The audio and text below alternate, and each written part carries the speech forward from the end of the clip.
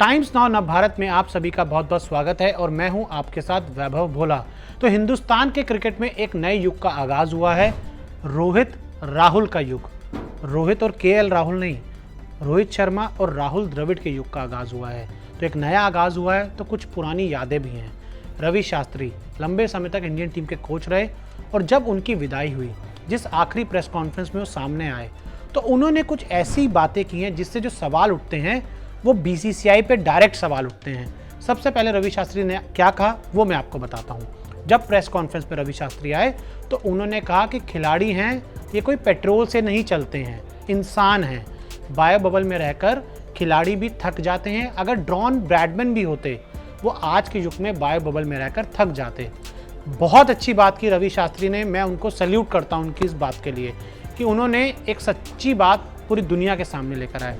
लेकिन साथ ही मैंने इनको सल्यूट किया, लेकिन उसी के साथ साथ मेरा उनसे एक गिला शिकवा भी है कि क्यों आप जब कोच पद छोड़कर आप गए हैं, मतलब जब आपका टेन्योर पूरा हो चुका है, उसके बाद आपने ये सब बातें क्यों की? क्या ये बात आप पहले नहीं कर सकते थे? क्या ये बात आप तब नहीं कर सकते थे कि जब आईपीएल के तुरंत बाद ही वर्ल्ड टेस्ट चैंपियनशिप का फाइनल होना था? जो आईपीएल जो अप्रैल मई में हुआ वो कोविड की वजह से पूरा नहीं हो पाया, वरना 30 मई के आसपास आईपीएल का फाइनल होना था और आपको 6-7 दिन बाद ही वर्ल्ड टेस्ट चैंपियनशिप का फाइनल खेलना था। तब आपने इस सवाल क्यों नहीं उठाया कि क्यों वर्ल्ड टेस्ट चैंपियनशिप और आईपीएल के बीच में सिर्फ 6 दिन का अंतर है? वो तो 1 महीने का आपको समय इसलिए मिला कि कोविड के केसेस बढ़े, कुछ टीम में भी कोविड के केसेस आए, जिसके बाद आईपीएल जो पहला जो आईपीएल शुरू हुआ था वो बीच के लिए थोड़ा सस्पेंड कर दिया गया। उसके बाद आप इंग्लैंड दौरे पे गए, इंग्लैंड दौरे के तुरंत बाद, मतलब इंग्लैंड दौरे से आप बायो बबल ट्रांसफर हुए, इंग्लैंड दौरा खत्म हुआ, सीधा आईपीएल खेलने आ गए। वो भी आखिरी जो टेस्ट मैच था वो कोविड के केसेस की वजह से नहीं हो पाया, वरना आप ये मान के चलिए जो खिलाड़ियों को 4-5 दिन मिले ना वर्ल्ड कप से पहले, 6-7 दिन जो वर्ल्ड कप से पहले मिले वो भी नहीं मिलते। 14 के आसपास वो टेस्ट खत्म होना था और 2-3 दिन बाद ही आपको अपना जो पहला वार्म अप मैच था वो खेलना था। तो ये सब बातें मुझे समझ नहीं आई कि ये आपने रहते हुए, इंडियन टीम का कोच रहते हुए क्यों नहीं की? क्यों आपने मैनेजमेंट को, बीसीसीआई को, सौरव गांगुली को ये सब बातें तब आपने क्यों नहीं बताई? क्या तब आप सिर्फ इसमें थे कि आपकी नौकरी चल रही है तो आप इन सब मुद्दों को इग्नोर करते जाएंगे? देखिए रवि भाई, ऐसा नहीं होता। आपकी कमेंट्री के, आपके कोचिंग के मैं बहुत फ़ैन रहा हूँ कि जिस तरीके से आप डिसीज़न लेते हैं, जिस तरीके से आप बात करते हैं।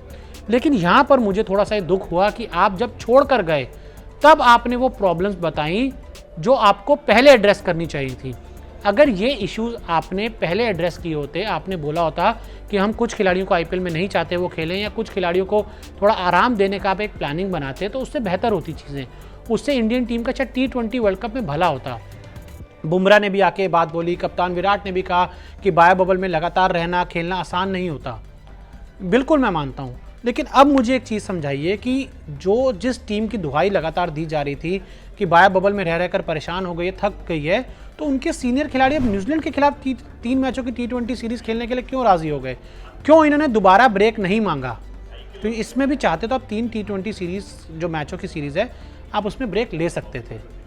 रवि शास्त्री का इसमें तो कोई रोल नहीं रहता, लेकिन हाँ फिर भी जो बायो बबल की लगातार बात हो रही है कि बायो बबल की वजह से खिलाड़ी बहुत ज़्यादा थक गए, खिलाड़ी कोई पेट्रोल से नहीं चलते, वो भी इंसान होते हैं, बिल्कुल इंसान होते हैं। लेकिन ये इंसानियत आपको तब दिखानी चाहिए थी जब आप इंडियन टीम के कोच थे, ना कि अब जब आप इंडियन टीम के कोच नहीं रहे हैं। लेकिन ये भी सच्चाई है कि अगर आप इंडियन टीम का कोच रहते हुए ये सब मुद्दे एड्रेस करते तो शायद इंडियन टीम का T20 वर्ल्ड कप में भला होता। हार जाने के बाद इस तरीके के बहाने बनाना, ये शायद मुझे लगता है कि इंडियन टीम जो एक वर्ल्ड क्लास टीम है, वर्ल्ड डोमिनेंट टीम है, जो वर्ल्ड में जाकर आपने डोमिनेट किया, ऑस्ट्रेलिया को ऑस्ट्रेलिया में हराया, इंग्लैंड के खिलाफ टेस्ट सीरीज़ में आप अभी भी ऊपर हैं, 2-1 की लीड आपके पास है। न्यूजीलैंड में आप T20 सीरीज़ जीत कर आते हैं, अफ्रीका में, ऑस्ट्रेलिया में, न्यूजीलैंड में, इंग्लैंड में, हर जगह आप जीत कर आते हैं। तो उसके बाद आकर ये सब बातें बोलना अब अच्छा नहीं लगता। अगर आपने बातें पहले बोली होती, खिलाड़ियों को आराम दिलवाया होता, तो मैं ज़रूर आपकी इन सभी बातों का बहुत सम्मान करता।